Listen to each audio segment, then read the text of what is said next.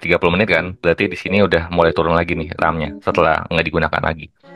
Nah, di sini kita akan mulai dari menyiapkan modelnya. Nah, nyiapin model gimana? Teman-teman ketik from transformer, import auto tokenizer, sama auto model for sequence classification. Karena fokus kita mau bikin model classification. Nah, model name-nya teman-teman siapkan. Sini, bird base case gitu ya. Nanti dimasukin from pre-train.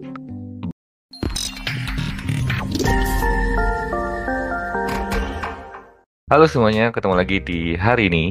Jadi hari ini kita akan melanjutkan materi di Hugging Face. Kalau misalkan di sesi-sesi sebelumnya di scope Hugging Face, teman-teman mempelajari banyak hal. Mulai dari tokenization, text classification, text recommendation, dan seterusnya. Banyak banget yang udah teman pelajari hingga ada kita belajar terkait audio classification kan. Nah, di sesi kali ini kita akan fokus untuk bagaimana kita melakukan fine tuning model yang udah kita pelajari sebelumnya. Maksudnya gimana nih? Artinya kita akan melakukan penyesuaian model untuk data set yang kita gunakan ataupun akan digunakan untuk task-task tertentu. Misalkan model yang kita gunakan di Hugging Face itu untuk memprediksi ini bunga atau bukan.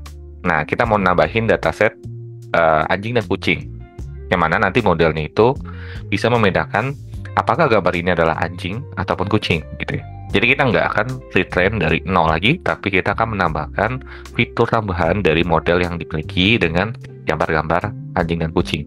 Nah, nanti model itu akan dilakukan retraining di Hugging Face-nya hingga nanti kita mendapatkan output yang kita perlukan.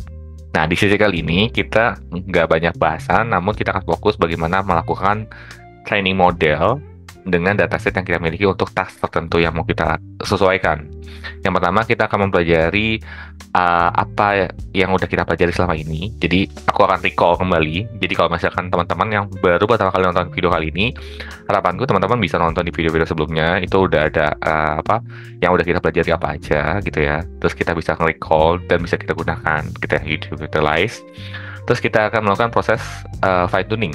Fine tuning secara workflow itu seperti apa sih? Apa yang akan dilakukan, apa yang perlu disiapkan dan sebagainya. Dan terakhir, kita akan melihat implementasi dalam codingannya seperti apa. Supaya apa? Supaya teman-teman bisa execute nih nanti. Jadi nggak berhenti di presentasi ini aja, tapi teman-teman bisa execute di tempat environment teman-teman masing-masing. Oke, nggak usah berlama-lama lagi, mari kita coba explore untuk sesi kali ini. Yuk kita explore. Selama sebulan mungkin ya, kita udah belajar banyak hal terkait Hugging Face. Mulai dari text classification, teman-teman udah mempelajari kan, bagaimana kita mengklasifikasi sebuah teks gitu ya.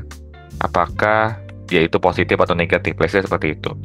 Yang kedua adalah text summarization. Misalkan ada sekumpulan kalimat, kita mau simplified gitu ya, jadi lebih ringkas, itu bisa dilakukan text summarization. Yang ketiga itu ada image classification, gimana teman-teman bisa mengklasifikasi image ini masuknya kategorinya apa. Misalkan kalau hewan, apakah ini jerapah atau bukan. Terus audio classification gitu ya, audio classification ya sama, kita menginitiate apakah audio ini terkait apa gitu ya. Itu kita bisa gunakan, termasuk text generation. Sebenarnya kalau misalkan teman-teman perhatikan, setiap model-model yang aku gunakan ataupun secara codingan tuh hampir semuanya sama. Itu cuma yang bedanya apa? Bedanya di modelnya. Antara model text classification, summarization, image classification, dan audio classification tuh berbeda-beda. Termasuk yang text generation kan. That's why ketika teman-teman membuka Hugging Face itu banyak banget model-model yang bisa teman-teman pilih gitu ya. Mulai yang fokusnya di audio, mulai fokusnya di teks, ataupun mau yang di fokusnya adalah gambar gitu. Itu banyak dan teman-teman bisa milih. eh Mulai ada ChatGPT kita bisa gunakan, terus apalagi misalkan Gemini dan sebagainya, itu bisa teman-teman pilih gitu ya di Hugging Face. Tinggal ketik aja, nanti dia akan mengarahkan ke detail dari modal tersebut. Ataupun kalau misalkan teman-teman menggunakan DeepSeek juga ada di Hugging Face. Sebenarnya kan dengan membangun model di Hugging Face tuh kita dapat dibangun dengan mudah kan. Apalagi kita tinggal nge-trigger beberapa codingan, terus kita udah bisa menggunakan utilize model yang available gitu ya. Namun, apakah cukup berhenti di sini? Aku rasa enggak, karena ada rasanya kita pengen misalkan modelnya ini terbatas nih, cuma bisa ngeprediksi positif atau negatif, tapi saya maunya modelnya itu bisa ngeprediksi apakah dia lucu, menarik, ataupun uh, cerita sedih gitu ya. Nah, pasti kan kita ada pengen kayak gitu, tapi secara modelnya terbatas. Nah, sebenarnya apa yang kita lakukan? Kita akan melakukan proses namanya fine tune. Nah, fine tune itu teman-teman akan menyiapkan new datasetnya teman-teman. Gitu ya. New datasetnya bebas ya, mulai dari kayak gambar, audio gitu ya, terus atau misalkan teks gitu. Itu bebas, teman-teman bisa nyesuaiin. Terus pastikan teman-teman pilih model yang mau teman-teman gunakan. Jadi kalau share workflow, nanti dataset kita akan masuk ke model yang ada di Hugging Face itu sendiri, di retraining gitu ya. Terus nanti dia akan melakukan fine tuning gitu ya, proses fine tuning untuk menghasilkan new model dari dataset yang kita udah beritahuan. Jadi nanti model ini punya tambahan apa ya? Tambahan pembelajaran. Kayak misalkan anak SD lah. Awalnya dia belajar 1+1 gitu ya. Terus di hari berikutnya guru ngajarin 1x1 gitu ya. Nah, itu kan nambah knowledge dari anak sekolah tersebut kan untuk belajar kayak mungkin 1+1 mungkin 2 gitu. 1x1 ternyata 1 gitu. Jadi nambah acknowledgement untuk si anak sekolah tersebut. Sama hal seperti itu, fine tuning seperti akan melakukan penyesuaian atas pre-trained model yang udah ada di Hugging Face itu untuk task tertentu dan dataset yang teman-teman mau siapkan gitu ya. Nah, pre-train itu kan yang ada di Hugging Face sendiri kan. Jadi model ini itu sebenarnya udah telah dilatih dari data tertentu gitu ya yang tersedia di Hugging Face. Jadi teman-teman hanya menambahkan job atau task tertentu dari model yang udah sedia tersebut di Hugging Face. Nah, secara workflow sebenarnya kalau ketika kita melakukan fine tuning itu sama halnya kayak bikin ikan gitu ya. Ini aku contohin ikan. Misalkan pre-trainingnya ikan gitu ya. Nah, sebenarnya ikan itu kan bisa dibuat apa aja kan, bisa dijadiin pempek, otak-otak, ikan bakar, ikan goreng dan sebagainya gitu. Padahal satunya mungkin pre-trainnya adalah cuma ikan doang, tapi ikannya kita bisa remodeling gitu ya, remodeling untuk jadi banyak hal, jadi beberapa hal produk gitu. Itu sama kayak gitu. Jadi teman-teman konsepnya kayak gitu ya. Semoga kebayang apa yang dilakukan di fine tuning itu sebenarnya teman-teman melakukan men-trigger yang awalnya kayak gini bisa dijadiin ini loh, bisa jadiin ini loh, bisa jadiin ini, jadi banyak gitu. Jadi that's why fine tuning itu penting untuk gimana model itu mempelajari hal baru atau task tertentu yang mau diselesaikan. Dan itu di-trigger oleh teman-teman sendiri. Jadi teman-teman tentukan, oh aku mau ini, jadi aku nyesuaiin ini dan sebagainya. Dan ini akan mempercepat waktu pembentukan model. Kenapa? Karena dia nggak belajar dari nol. Jadi dia sebelumnya udah dilatih, cuma dikembangin lagi. Itu yang dilakukan oleh teman-teman ChatGPT gitu ya, teman-teman OpenAI gitu ya. Dia ketika kita melakukan menggunakan ChatGPT itu kan dia akan menggunakan data tersebut untuk melakukan retrain dari model yang dia miliki untuk menghasilkan ChatGPT yang lebih agile, terus lebih useful untuk digunakan. That's why semakin kesini ChatGPT itu semakin kayak wow itu udah cukup menarik gitu ya. Udah mati kita nanya apa aja dia bisa jawab karena memang dilatih oleh jutaan orang gitu ya. Apalagi kan untuk beberapa kali penggunaan itu gratis kan di ChatGPT. Nah itu bisa digunakan sebagai data latihan. Nah gitu, sama kayak ini ikan gitu ya. Ikan walaupun ikannya cuma satu, mungkin nanti kita bisa kembangkan nih ikannya. Nanti ntar ikannya akan dijadikan sebagai pempek, ikannya akan dijadikan otak-otak, ikannya akan dijadikan ikan bakar. Namun secara esensial itu adalah ikan di dalamnya seperti itu ya. Nah, workflow-nya kita bahas di next slide. Jadi how-nya itu pertama teman-teman nentuin model yang mau teman-teman pilih gitu ya. Cara nentuin modelnya di mana? Teman-teman akses aja di Hugging Face. Nah, di Hugging Face itu teman-teman klik model di sini ya. Nanti ada beberapa task di sini. Nah, sesuai apa yang mau teman-teman mau pilih Hugging Face-nya. Ini kan kemarin udah aku ajari ya bagaimana mengutilize Hugging Face. Kalau misalkan teman-teman ketinggalan bisa nonton di terkait basic AI yang bisa teman-teman gunakan. Nah, setelah teman-teman udah memilih modelnya teman-teman, tentukan dataset yang mau teman-teman gunakan untuk dilatih gitu ya. Nah, ketika pelatihan ada impact ke dalam pengembangan model. Nanti kita akan bahas nih. Jadi ini akan mempengaruhi nih. Jadi kalau misalkan teman-teman mau latih dataset baru ini akan berimpact di RAM-nya teman-teman. Nah, kalau kebetulan aku pakai Google Colab, jadi dia akan nge-impact ke RAM-nya di Google Colab. Tapi kalau misalkan udah melebihi 12,7 biasanya langsung ke shutdown tuh Google Colab-nya. Jadi that's why datasetnya kalau misalkan terlalu banyak, misalkan udah nyampe ribuan atau ratusan, itu akan berimpact ke RAM-nya, akan jadi lebih tinggi dan berat gitu. Nanti ini akan berasa ketika dilatih model. Latih model akan berimpact ke sizing RAM-nya sama disknya. Seperti itu. Oke, coba kita run through ya ke dalam codingan-codingan yang ada di Hugging Face-nya itu seperti apa di Google Colab. Nah, pertama, teman-teman harus menyiapkan model dan dataset terlebih dahulu. Nah, di sini aku menginstal datasetnya dari library dataset gitu ya. Terus aku gunakan modelnya ini adalah Bird Base Case gitu ya.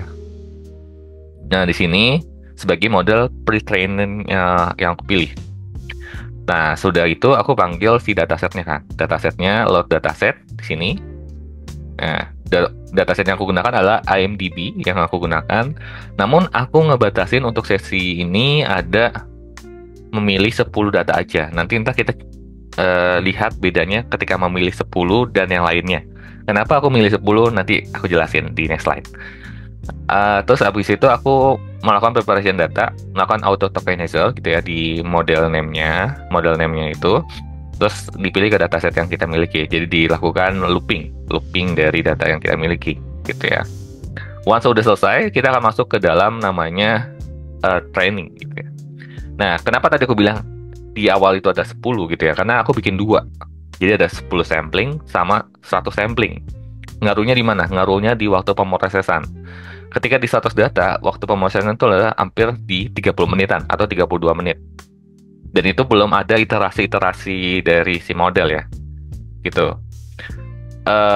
Semakin besar data yang teman-teman gunakan untuk melatih, itu akan mempengaruhi proses model untuk berjalan gitu ya di dalam environment. Nah, kalau misalkan 100 saja aku 30 menit, kalau misalkan teman-teman datanya ada 1000, mungkin ada 300 menit dan seterusnya. Itu akan mempengaruhi seperti itu.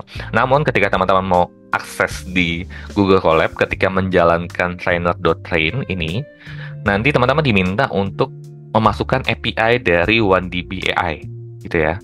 Nah, OneDB AI ini salah satu platform yang mana digunakan untuk data training sama testing dan melakukan model deployment gitu ya di develop apps gitu ya.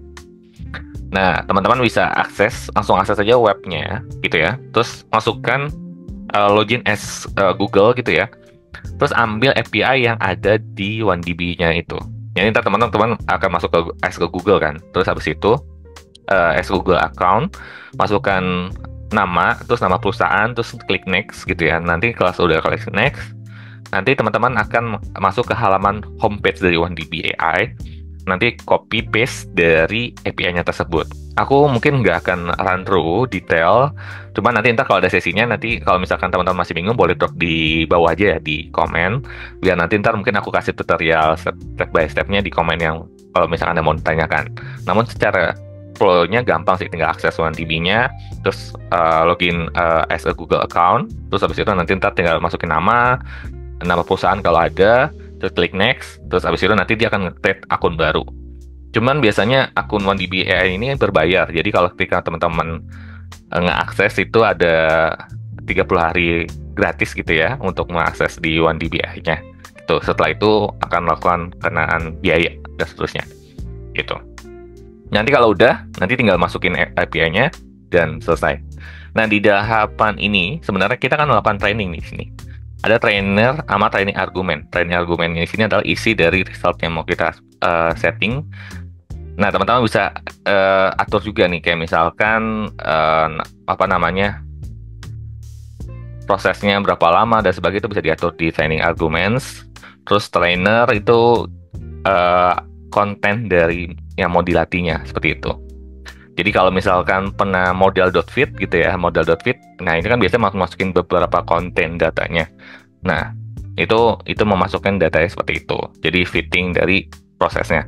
Jadi modelnya ditentuin, tadi model kan udah di awal. Terus training argumennya apa yang di atas gitu ya. termasuk kayak setting learning rate gitu ya. Learning rate itu nggak disetting di trainer tapi di argumen training gitu ya, dan seterusnya. Terus train datasetnya masukin apa, eval datasetnya apa. Setelah itu baru ketika kita jalankan ini baru model itu baru mulai dilatih. Nanti kita simpan hasil modelnya itu di fine tune, terus kita simpan di modelnya sini. Nah, once udah selesai, kita lanjut ke ini, apa namanya, lihat outputnya.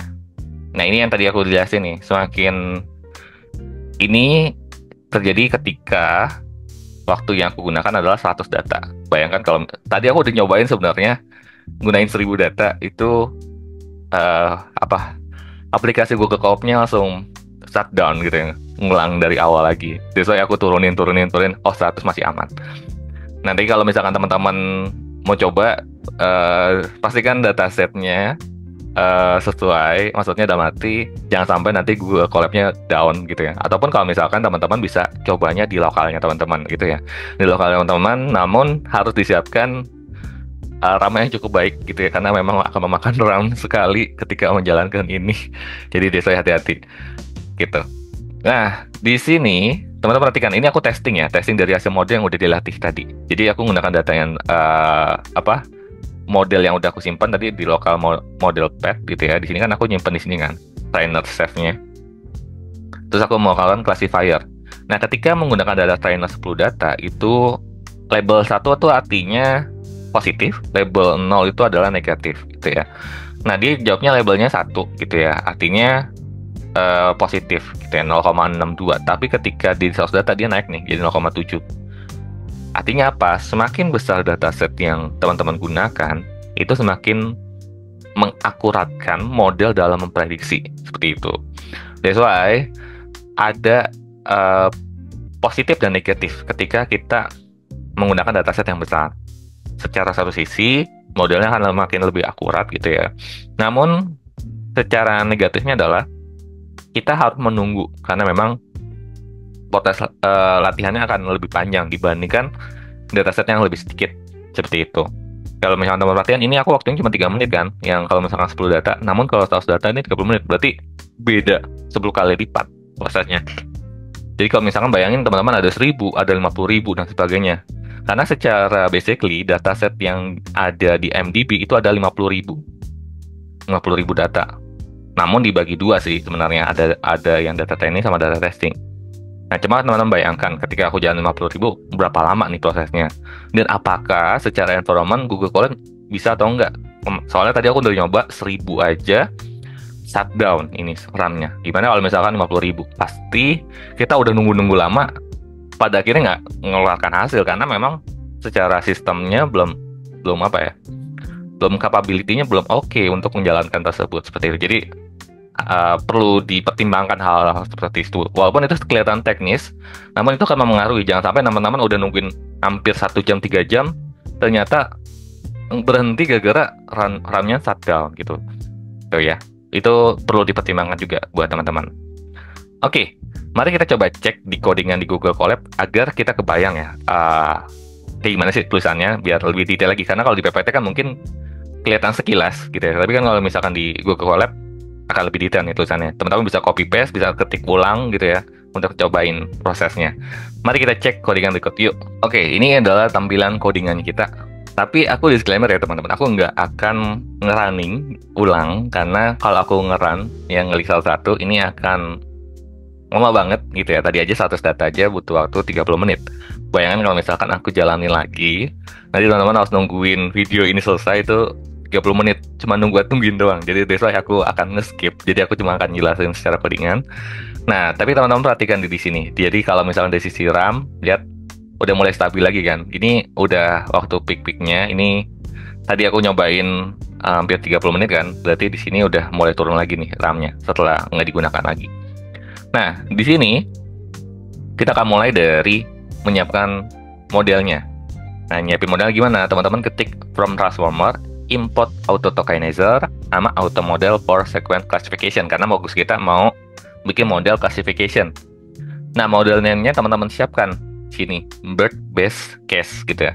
Nanti dimasukin from pre-train bird base case gitu ya. Di sini nanti akan masukin, nanti kalau udah selesai jalan, dia akan menyiapkan modelnya ini sendiri, isinya apa.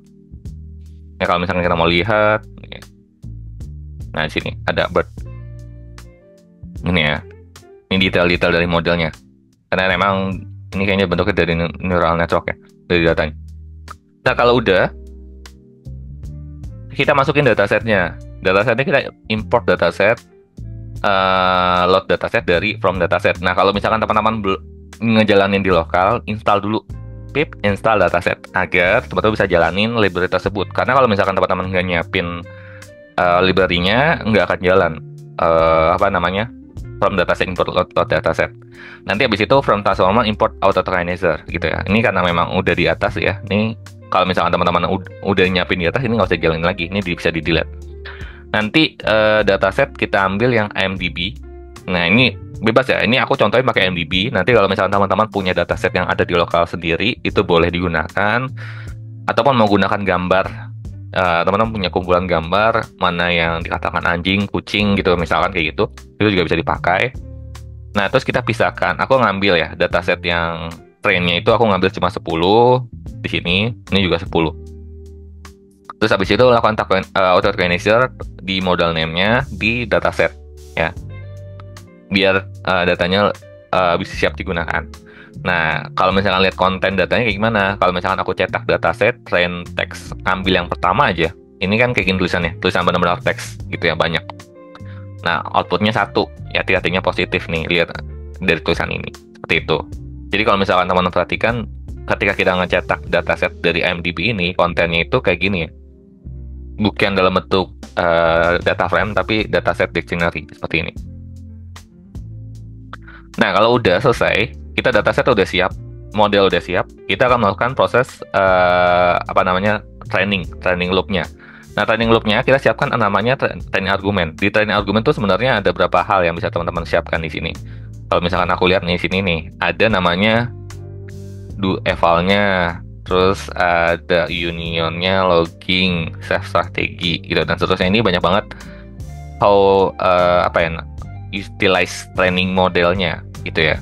Jadi teman-teman bisa cek di sini beberapa item-itemnya. Aku nggak jelasin detail, ini ada pengertian-pengertiannya ya. Sini. Tuh. Ya, di sini bisa dicek. Ini buat apa? Buat nyiapin model dari yang mau kita training itu akan seperti apa. Namun aku contohnya cuma output directory aja kan. Nah, nanti dia akan nge-create output directory di sini. Jadi ada fine tune dan result gitu ya. Di resultnya nanti ntar ada outputnya. Nah, ini kenapa checkpointnya ada 2? Karena aku jalanin 2 kali. Ada checkpoint yang 10 sama yang 100. Jadi muncul 2 kali di sini. Nah, terus di sini kita lakukan trainer itu masukin modelnya, argumennya apa aja, terus masukin dataset training sama data evaluationnya apa. Once udah masuk, baru kita masukin ke trainer.train. Jadi dia akan menjalankan proses trainingnya, terus kita simpan modelnya akan disimpan di mana? Aku simpannya di fine tune. Jadi dia akan masuk ke fine tune di sini, gitu ya. Ada di sini modelnya. Nah, once udah selesai, nanti sebenarnya model-model ini bisa teman-teman simpan di Hugging Face. Jadi kalau misalkan one day teman-teman menggunakan lagi, itu bisa teman-teman gunakan ya, kalau mau disimpan di Hugging Face. Nah ini tinggal di download aja terus disimpan di Hugging Face, ataupun teman-teman bisa connect ke halaman Hugging Face teman-teman gitu ya, terus disimpan modelnya di Hugging Face juga sendiri gitu. Nanti di testing model gitu ya, ini kan udah jadi nih, nanti kita mau testing kan. Nah kalau mau testing ya kita cuma masukin input data aja gitu ya, classifier, tasknya apa, modelnya apa, model pakai lokalnya kita gitu ya, tokenizernya model name-nya, terus nanti classifier. Jadi I love this movie itu di labelin 1 seperti itu, jadi skornya 0,62. Itu kalau misalkan 10 data. Tapi kalau misalkan di 100 data, di sini aku initiate 100 data, bedanya di sini ya. Jadi kalau misalkan teman-teman mau ganti jadi 2000, 3000 ya monggo silakan. Soalnya setauku dia totalnya ada 25.000. Jadi kalau misalkan teman-teman mau adjust sesuai kebutuhan, mau trial, Kak, saya improvement RAM-nya udah cukup memadai dan mau coba lebih tinggi lagi, monggo silakan, bisa teman-teman gunakan. Nah, terus habis itu auto tokenizer from pretend model name-nya, terus kita lakukan hal sama kayak di atas gitu ya. Sama ini juga sama, aku nggak ngubah apa-apa, ini cuma ganti di sini doang sebenarnya, buat lihat bedanya. Namun ketika dijalanin, ini waktu yang dibutuhkan adalah 32 menit sekian lah. untuk ini bisa sampai selesai jalan. Terus di text classification di tes untuk data yang sama ya, I love this movie tetap di labelinnya adalah 1 gitu ya. Terus skornya 0,7. Jadi agak meningkat dibanding sebelumnya yang 0,62 sekarang jadi 0,7. Jadi lebih baik kan. Artinya apa? Semakin banyak datasetnya dia akan semakin precise untuk ngepredik apakah dia ini positif atau negatif, karena memang udah ketahuan ada kata love di sini, berarti kan artinya indicate dia positif kan dari komen yang mau disampaikannya seperti itu. Nah, teman-teman bisa nyoba tulisan ini, dan teman-teman bisa ketika jalanin ini ya, pasti nanti ketika teman-teman jalanin ini nanti diminta yang tadi gue bilang, diminta login API dari OneDB. Nah, teman-teman bisa akses onedb.ai itu tersebut. Terus nanti login bebas sih mau pakai Google account. Aku tadi nyobain pakai Google account. Terus tinggal teman-teman konekin, ambil copy API-nya gitu. Oke, itu dulu teman-teman untuk sesi kali ini. Semoga bermanfaat. Sampai ketemu di sesi selanjutnya dan sampai jumpa. See ya.